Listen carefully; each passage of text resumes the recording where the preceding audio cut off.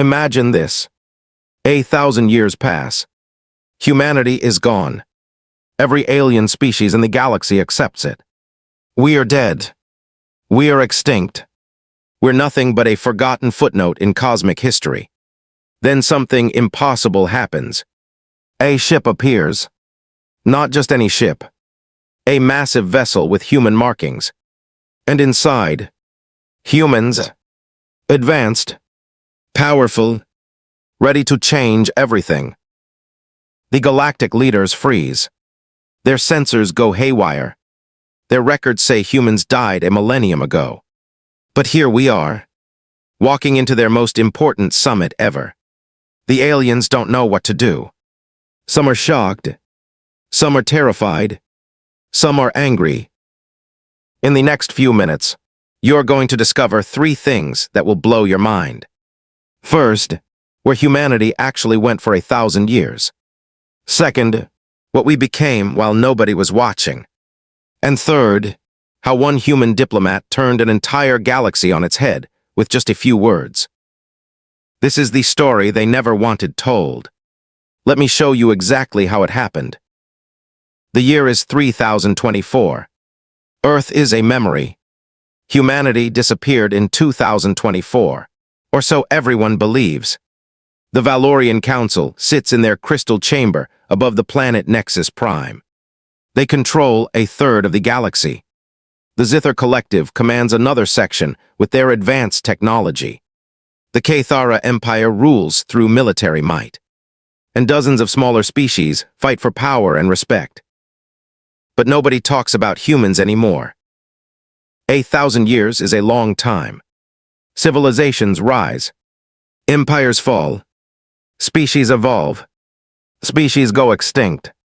Humans, they're just part of the forgotten past. In history classes across the galaxy, young aliens learn about the humans who once existed. They hear stories about Earth. They learn that our species vanished without a trace. No wars. No disease. No explosion. We just disappeared. And everyone moved on. The truth is very different. While the galaxy was fighting amongst themselves, humanity was building something incredible. Far away from the main star systems, hidden in a nebula that most aliens couldn't navigate, humans were creating a civilization that made everything else look primitive. We didn't just survive. We thrived. The year 3020 changed everything. A human explorer named Captain Marcus Vale made a discovery that would alter history. He found ancient technology.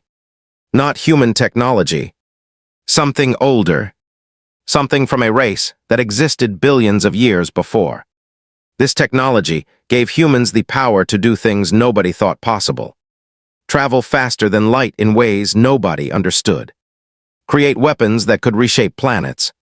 Build cities that floated in empty space. And we kept it secret.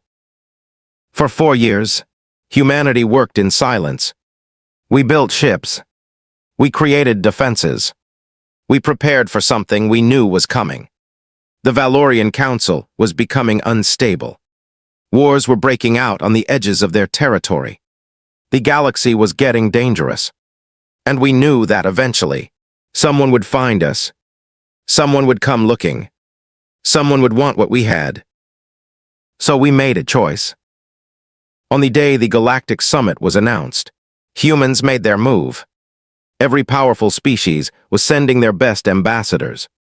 The Valorians, the Zithor, the Cathara, hundreds of others. They were meeting to discuss the future, to decide who would lead, to make peace or declare war. It was the perfect moment. A human ship appeared in orbit above Nexus Prime. It wasn't invisible. It wasn't trying to hide. It was there for everyone to see. The ship was massive. It was beautiful. And it was absolutely terrifying to everyone who saw it. The design was unlike anything in the galaxy. Advanced, elegant, powerful. Inside the ship, Captain Marcus Vale stood with his team. They were about to walk into a room full of the most powerful beings in the galaxy. They were about to tell everyone the truth, and nobody was ready for what they were about to hear. The airlock opened.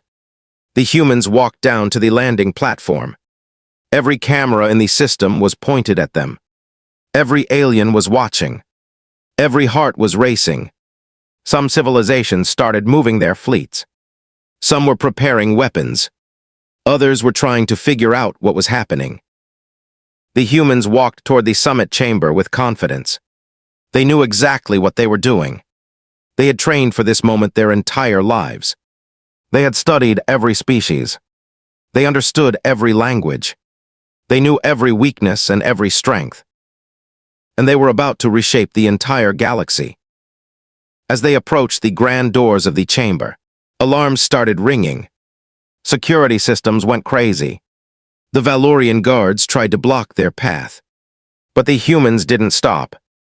They kept walking. Captain Marcus Vale looked directly at the guards and spoke just 4 words that changed everything. "We are not extinct anymore." The chamber fell silent. Complete silence. Not a single alien made a sound. Even the machines stopped beeping. It was like the entire universe held its breath. The Valorian Chancellor stood up. Her skin was blue and covered in symbols of power. She had lived for 200 years. She had seen empires crumble. She had witnessed wars that destroyed entire star systems. But she had never, in all her existence, seen anything like this. "Humans," she said slowly, "the records, you went extinct 1,000 years ago. We have documented proof. We have verified evidence. We have—" "You have incomplete information," Captain Vale interrupted. His voice was calm, steady, confident. "We didn't go extinct. We evolved. We went somewhere you couldn't follow. And we've been waiting for the right moment to return." The Cathara general stood next. He was 7 feet tall. His species was known for violence and aggression. He had conquered 17 star systems. He was not someone who got scared easily. But right now, his hands were shaking. "This is a trick," he said. "This is some kind of deception. Humans are weak. We all know that. They couldn't possibly—" "We could show you our technology," Captain Vale said. "But I think you already know it's real. Your sensors told you the truth the moment our ship appeared. You just didn't want to believe it." And it was true. Every alien in that chamber knew it. They had seen the scans. They had analyzed the data. The human ship shouldn't exist. It was impossible. But it did exist. And that meant everything they thought they knew about humanity was wrong. The Zither ambassador, being made of pure energy contained in a crystalline form, spoke next. She was famous for her intelligence. She had 3 brains. She could think about 17 different problems at the same time. "Where have you been?" she asked. "Our probes have scanned the entire galaxy. We have found no evidence of human civilization. No signals. No settlements. No monuments. Nothing. If you have been building an empire, surely we would have found something." Captain Vale smiled. "That's the beauty of it," he said. "You were looking in all the wrong places. You were looking for civilizations that broadcast their existence. We learned, a long time ago, that broadcasting your position is not a smart strategy. We found a place that your instruments can't reach. A region of space that appears on your maps as a dead zone. A place where nothing survives." He walked to the center of the chamber. Every eye in the room followed him. Every weapon system was tracking his movement. But we learned how to survive there. We learned how to thrive there. And we built something extraordinary. We didn't just build ships. We built knowledge. We built understanding. We found technology that your species haven't even theorized about yet. The room erupted. Everyone was talking at once. Some were shouting. Some were demanding proof. Some were calling for immediate military action. The Chancellor banged her gavel to restore order, but it took several minutes. When it was finally quiet again, an old Valorian professor stood up. He had studied human history for 50 years. He had written books about the extinction. He had created theories about what happened. And now he was looking at the proof that he was completely wrong. "This is impossible," he whispered. "But I believe it. Because it's the only explanation that makes sense. All the gaps in our records, all the unexplained astronomical events, all the signals we detected that came from nowhere. It was you. It was always you." Captain Vale nodded. "Now you're beginning to understand. We didn't disappear. We transformed. We didn't die out. We evolved into something new. And now we're ready to tell the galaxy exactly what that means." He gestured to his team. They brought forward a device. It was small. It was elegant. And when they activated it, every screen in the chamber filled with images. Images of human cities. Images of human technology. Images of human power. Images that showed, beyond any doubt, that the story the galaxy had been telling itself for 1,000 years was completely wrong. The humans hadn't disappeared. They had ascended. And now they were back. The images kept coming, one after another, each one more impressive than the last. Cities that floated in space. Ships that could move faster than light. Weapons that could reshape entire planets. Technology that made everything the assembled aliens possessed look like ancient relics. The Cathara general stood up. His hand moved toward his weapon. Captain Vale didn't flinch. "Stand down," the general was told by the Chancellor. "If they wanted to attack us, they would have already. Let's hear what they have to say." But everyone was thinking the same thing. They had a military advantage in pure numbers. But humans had a technology advantage that was staggering. It was a standoff, and nobody knew how it would end. Captain Vale continued his presentation.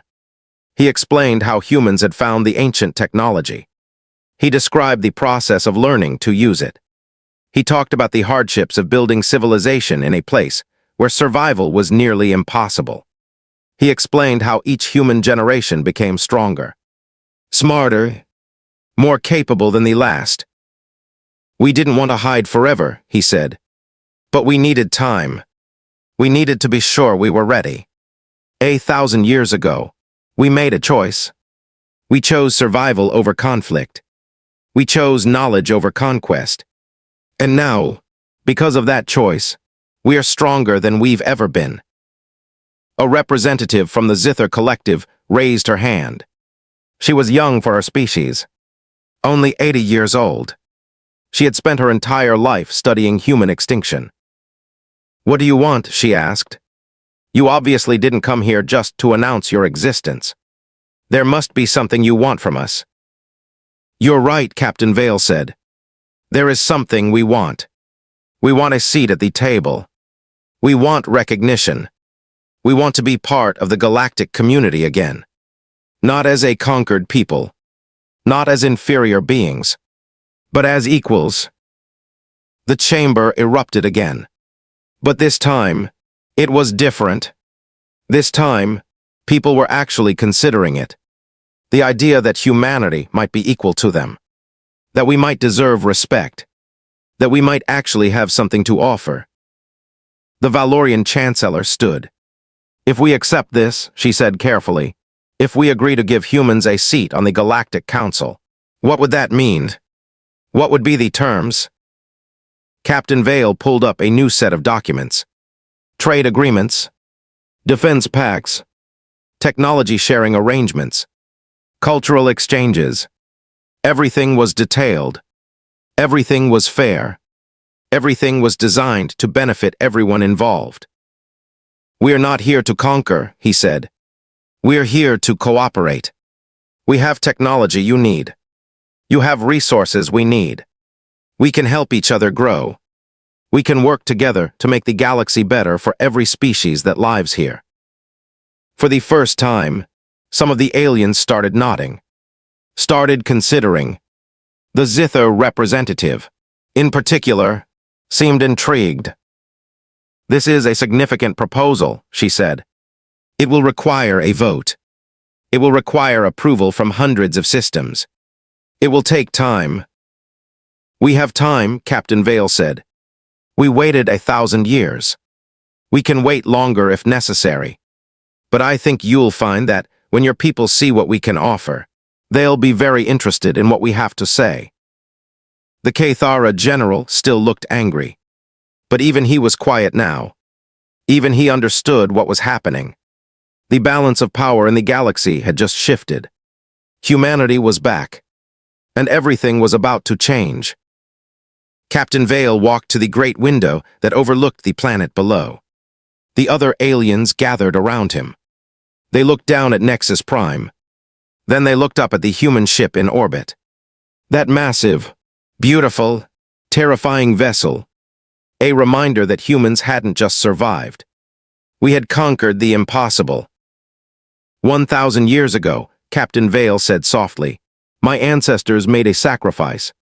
They gave up their place in the galaxy so that their descendants could build something better. Today, we are finally ready to show you what they built. Today, we are finally ready to come home. The vote took 3 days. The Galactic Council chambers were packed. Every species that could send a representative was there. Humans had never seen anything like it. The Cathara brought their entire military delegation. The Valorians sent their best diplomats and historians. The Zither brought their most brilliant scientists. And it became clear very quickly that humanity's return was the most important thing happening in the galaxy in 1,000 years. The first debate was about technology sharing. Some species were afraid. If humans had advanced technology, what would stop them from using it to take over? Captain Vale answered every question carefully. We didn't come here to conquer, he repeated. We came here because we're tired of being alone. The place we hid, it's beautiful in many ways, but it's lonely. We want to be part of something bigger. We want friends. We want partners. We want allies. The Zither representative believed him. She worked with Captain Vale to create a proposal. Humans would share their most advanced defensive technology with the Galactic Council. In return, they would get access to resources from every allied species. It was fair, it was balanced, and it made everyone stronger. The second debate was about representation. How many seats would humans get on the council? The Cathara general wanted to limit human power. He was still scared. He was still angry. But even he had to admit that humanity had earned the right to a voice. We've been gone for 1,000 years, Captain Vale said during this debate. We are not asking for control. We are asking for representation. We are asking to be treated as equals. We have something to contribute, and we want to contribute it. In the end, humans got 2 permanent seats on the Galactic Council. The same number as the Valorians. The same number as the Cathara. The same number as the Zither. It was a historic moment. But the real turning point came during the third debate. This was about defense. The galaxy was vulnerable. There were threats at the edges. Space pirates. Hostile alien species. Unstable governments. Everyone wanted to know if humans would help defend the galaxy. Captain Vale stood up for what might have been the last time in that chamber. He looked at every alien present. He looked at their faces. He saw fear. He saw hope. He saw the future. We will defend the galaxy, he said. Not because we are forced to. Not because of a treaty. But because it's the right thing to do. We spent 1,000 years preparing. We prepared to survive. We prepared to grow. But more than anything, we prepared so that we could make a difference. We want to use what we've built to protect everyone here. Because that's what true civilization does. It protects its own. When the final vote was called, it was unanimous. Every species in the Galactic Council voted to welcome humanity home, to recognize us as equals, to accept our place at the table. As the votes were being counted, Captain Vale walked to the great window again. His team gathered around him. They looked down at the galaxy spread before them. Billions of stars, trillions of lives. And now, humanity was part of it all again. An old Valorian historian approached him. She had spent 50 years studying human extinction. Now she was looking at human resurrection. "I want to apologize," she said. "I spent my entire career telling people that humanity was gone. I was wrong. And now I have to rewrite everything I've ever written. Everything I've ever taught." Captain Vale smiled. "No," he said. "You don't have to apologize. You were working with the information you had. That's what scientists do. Now you have new information. Now you have the truth. And that's exciting. That's what this is all about. Discovery, understanding, growth." The historian nodded slowly. "What's next?" she asked. "What will humanity do now?" Captain Vale looked out at the stars. "Now," he said, "we begin again. We start living our lives as part of the galactic community. We share our knowledge. We make friends. We build relationships. We help solve problems. We show the galaxy what humanity is truly capable of." He paused, "And we never again hide who we are." The celebration lasted for weeks. Every species in the galaxy was talking about human return. The media was going crazy. Scientists wanted to study human technology.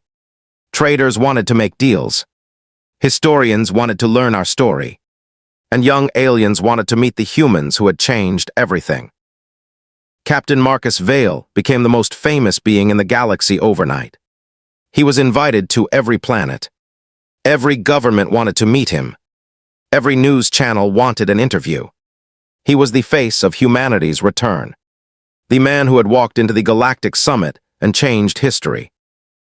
But Captain Vale was thinking about something bigger. He was thinking about the future. He was thinking about what humanity could achieve, not just for ourselves, but for every species in the galaxy. 1 month after the historic vote, he called a special meeting, not with the Galactic Council, but with the youngest leaders from every species, the people who would be making decisions in 50 years, 100 years, 1,000 years from now.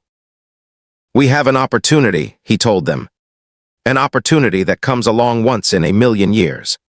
We can build something together, something that's never been done before, a truly united galaxy, not ruled by one species, but cooperating, growing, learning from each other." The young leaders listened, and many of them understood. They saw what humans had achieved in isolation. They imagined what all species could achieve working together. The first human-led initiative was a research partnership. Scientists from every species working together to solve the galaxy's biggest problems. Climate change on planets ravaged by war. Disease that affected multiple species. Hunger on worlds without resources. These weren't small problems, but they were solvable if everyone worked together. The second initiative was cultural exchange. Young people from different species living with each other. Learning each other's languages. Understanding each other's history. Building relationships that would last a lifetime. This was how you prevented wars. This was how you built real peace. The third initiative was technology development. Humans shared some of their discoveries. Other species shared theirs. Scientists collaborated on projects that would have been impossible alone. Ships were built that were faster, stronger, more efficient. Weapons were developed that were so powerful that no species would ever dare start a war. It was mutually assured destruction, but in a good way. It kept the peace. Within 5 years, The galaxy had transformed. Humans were no longer outsiders. We weren't conquering anyone. We weren't ruling anyone. We were partners. We were colleagues. We were friends. Captain Vale was older now. 50 years older. He was tired, but he was also satisfied. He had accomplished what he set out to do. He had brought humanity home. He had secured our place in the galaxy. And he had helped create a future that was better for everyone. One day, he returned to the archives, the place where all human history was kept. He looked at the old documents, the records from when humans first disappeared, the theories about what happened, all the wrong answers, all the false conclusions. He pulled up a new file. He began recording his testimony, his true account of what happened, where humans went, how we survived, how we built an empire in secret, how we came back, and why we chose cooperation over conquest. Future historians will study this, he said to the recording device. Future generations will want to know how it happened, how humanity went from being nearly extinct to being equals with the most powerful species in the galaxy, how we did it without violence, how we did it with intelligence and patience and hope. He paused. I'm leaving this record because I want people to understand something important. When we were hiding, we had a choice. We could have used our technology to invade. We could have used it to conquer. We could have taken over the galaxy by force. But we didn't. We chose peace instead. We chose cooperation. We chose to believe that the galaxy was big enough for everyone, that there was more to gain from working together than from trying to rule alone. And I was right. Look at what we've accomplished. Look at what we've built. Look at the galaxy we're creating together. He looked directly at the camera. If you're watching this thousands of years from now, I want you to know something. I want you to know that the best thing humanity ever did wasn't discovering ancient technology. It wasn't building secret cities in hidden spaces. It was deciding to come home. It was deciding to trust. It was deciding to be part of something bigger than ourselves.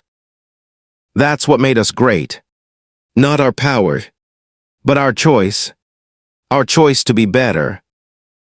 The recording ended. Captain Vale stood up. He was very old now. Probably wouldn't live much longer. But that was okay. He had done what he needed to do. He had changed the course of history. He had brought humanity back. And he had helped create a future worth fighting for. In the years after his death, Captain Marcus Vale became a symbol. Not just for humans, but for every species in the galaxy.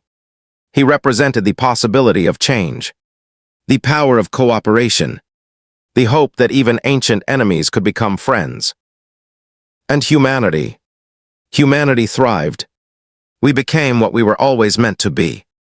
Not conquerors, not rulers, but part of something beautiful, part of something greater than ourselves, part of a galactic community that was stronger, smarter, and better because we were there. The 1,000-year exile had ended, and humanity's greatest era was just beginning. But here's the twist nobody expected. 300 years after humanity's return, archaeologists discovered something extraordinary. The ancient technology that humans had found. It wasn't just old. It was human. Our ancestors had built it. Billions of years before we thought civilization was possible. Humans had colonized the galaxy. We had built an empire. And then we had disappeared. We had hidden away. We had waited for the right moment to try again. Which means humanity didn't just return to the galaxy. We came home.